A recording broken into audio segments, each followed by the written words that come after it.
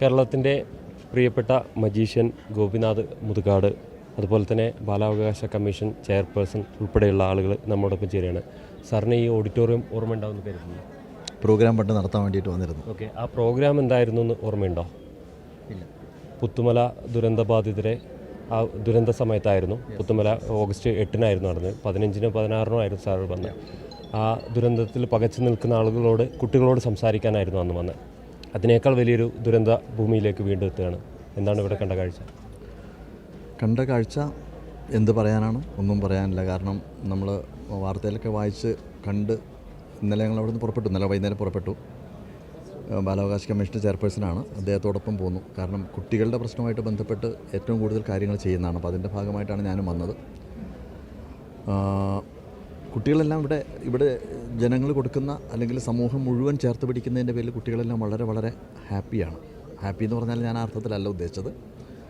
എല്ലാ ഫെസിലിറ്റീസും, ജനങ്ങളുടെ ഒരു നന്മ എന്താണെന്നുള്ള നമ്മളത് ശരിക്കും തിരിച്ചറിയുന്നുണ്ട് ഇവിടെ എല്ലാവരും. അത് കൗൺസിലേഴ്സ് ആണെങ്കിലും ബാക്കിയുള്ള സാമൂഹ്യ സേവനം നടത്തുന്ന എല്ലാവരും ഒരുപാട് ചെയ്യുന്നുണ്ട്. പിന്നെ ഞങ്ങൾക്ക് ചെയ്യാൻ പറ്റുന്ന കാര്യം എന്ന് പറഞ്ഞാൽ അവരെ കുറച്ചുകൂടി ഒന്ന് ചിരിപ്പിക്കാൻ വേണ്ടിയിട്ട്, മോട്ടിവേറ്റ് ചെയ്യാൻ വേണ്ടിയിട്ട്. കാരണം നാളത്തെ ഒരു തലമുറ ഇവരാണല്ലോ.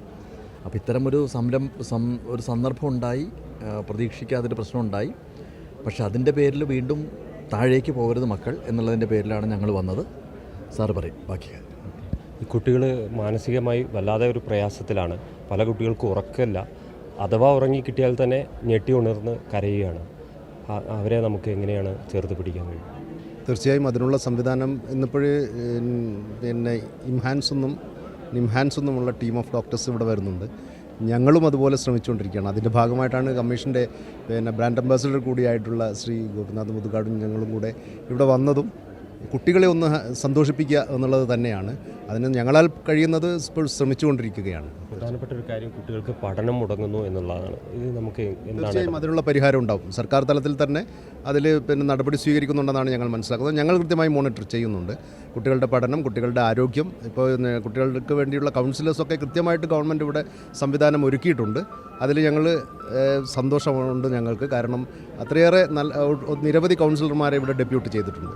ഇനി വീണ്ടും ഞങ്ങൾ വരും. ഇതുമായി ബന്ധപ്പെട്ട്, പഠനവുമായി ബന്ധപ്പെട്ട്, കുട്ടികളുടെ ആരോഗ്യവുമായി ബന്ധപ്പെട്ട് എല്ലാ പരിശോധനയും കമ്മീഷൻ തുടർന്നുകൊണ്ട് നടത്തും. ഈ ദുരന്തബാധിതർ നമുക്ക് ആശ്വസിപ്പിക്കാൻ വാക്കുകളില്ല.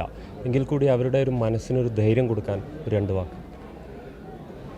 ഞാനിപ്പോൾ നേരത്തെ പറയൊരു കാര്യം ഉണ്ടായിരുന്നു. ഇത് തീർച്ചയായും അപ്രതീക്ഷിതമായിട്ട് വന്നൊരു സംഭവമാണ്. ഹിരോഷിമയിൽ ഇതുപോലെ തന്നെ വിദ്യാർത്ഥികളെ മുഴുവൻ ബാധിച്ചൊരു സംഭവം ഉണ്ടായിരുന്നു. 1945 ബോംബ് വർഷിച്ചു.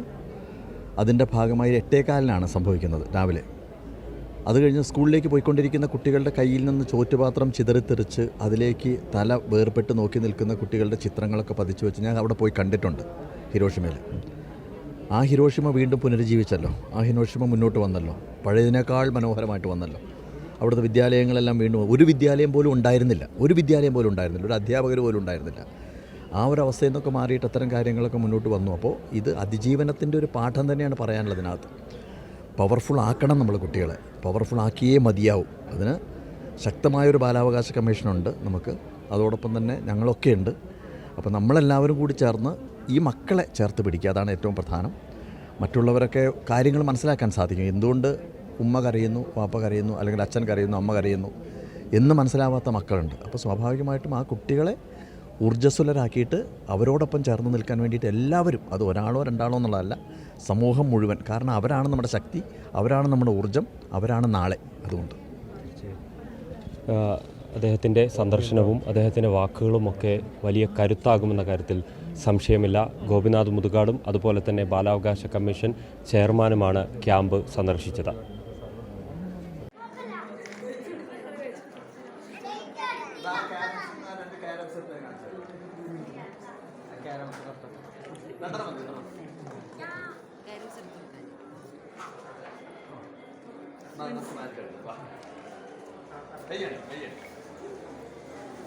എല്ലാവരും കഴിക്കാം.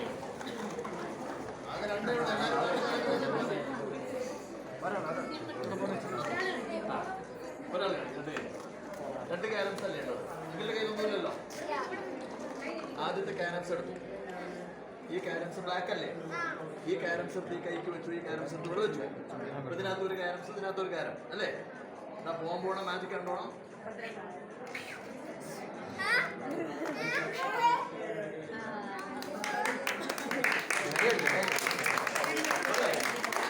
Tap ചെയ്യില്ലേ